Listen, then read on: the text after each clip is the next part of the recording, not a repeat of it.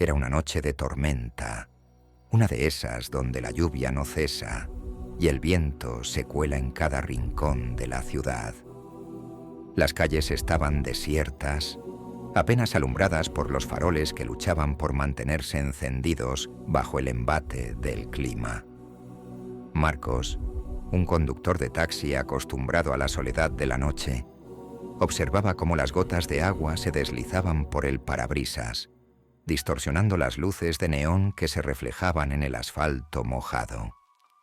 La radio apenas emitía un murmullo entre estática, una especie de eco lejano que acentuaba la sensación de vacío que imperaba en el ambiente.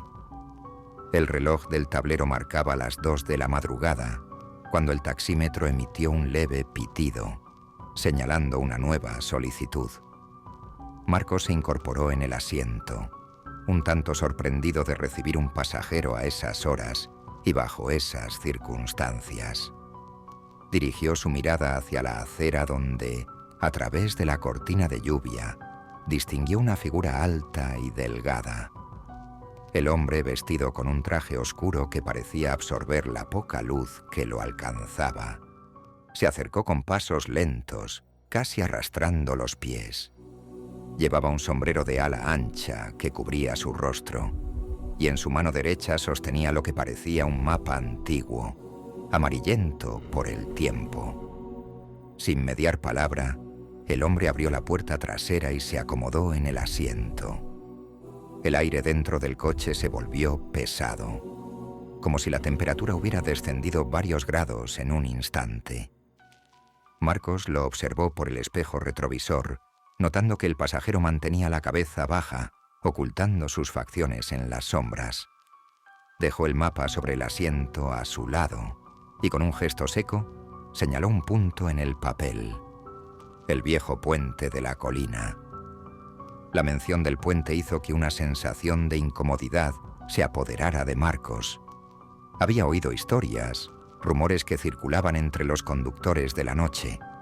Decían que ese lugar estaba maldito, que aquellos que se aventuraban allí a horas intempestivas a menudo no volvían o regresaban cambiados, marcados por algo que desafiaba la comprensión humana. Pero un trabajo era un trabajo, y Marcos no era hombre de supersticiones.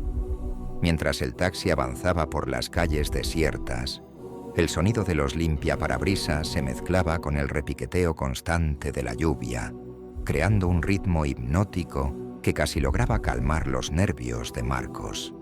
Sin embargo, había algo inquietante en el pasajero. No usaba el cinturón de seguridad y su cuerpo parecía moverse de manera antinatural, como si estuviera inquieto, incapaz de encontrar reposo.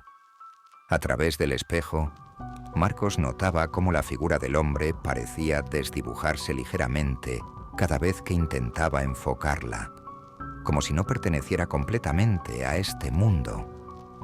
El viaje continuó en un silencio opresivo, solo roto por el ruido de la tormenta que afuera arreciaba con más fuerza. Las sombras que proyectaban las luces callejeras dentro del coche parecían cobrar vida, danzando alrededor de Marcos y su pasajero, confundiéndose con la oscuridad que dominaba el interior del vehículo. A medida que se acercaban al viejo puente, el corazón de Marcos comenzó a latir con fuerza, golpeando su pecho con un ritmo desbocado. Un escalofrío recorrió su columna vertebral cuando el puente apareció a la vista, imponente y solitario en medio de la noche. El puente era una estructura antigua, casi olvidada por el tiempo. Las farolas que lo bordeaban apenas emitían un resplandor pálido, como si la luz también temiera adentrarse en aquel lugar. La madera crujía bajo el peso del taxi cuando Marcos estacionó junto a la barandilla. El agua del río abajo rugía con furia, como si intentara arrastrar al mundo entero hacia sus profundidades oscuras. El pasajero, hasta entonces inmóvil, levantó la cabeza y fijó su mirada en el río. Marcos pudo ver, por primera vez, los ojos del hombre a través del espejo retrovisor. Eran 2 pozos negros, sin brillo, vacíos de toda emoción.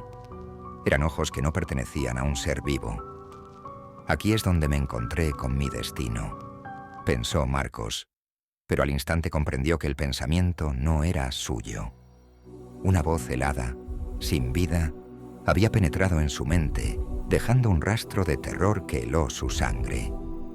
El miedo se apoderó de Marcos, quien intentó abrir la puerta para que el pasajero pudiera bajar, pero sus manos temblaban tanto que apenas podía sostener el volante. Fue entonces cuando notó algo imposible.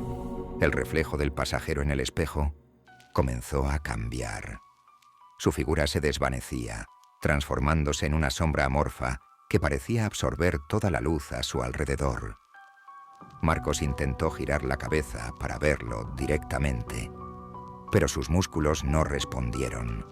Estaba paralizado, atrapado en un terror primigenio que lo envolvía por completo. De repente, el taxímetro comenzó a girar descontroladamente, los números corriendo a una velocidad imposible. El taxi se movió por sí solo, avanzando hacia el centro del puente. Las luces de las farolas se apagaron una por una, sumiendo el lugar en una oscuridad total. Marcos intentó arrancar el motor, pero este estaba muerto, como si el coche mismo hubiera perdido la voluntad de seguir adelante. En la negrura total, solo quedaba una fuente de luz, el espejo retrovisor, donde la sombra del pasajero se manifestaba con una sonrisa maliciosa.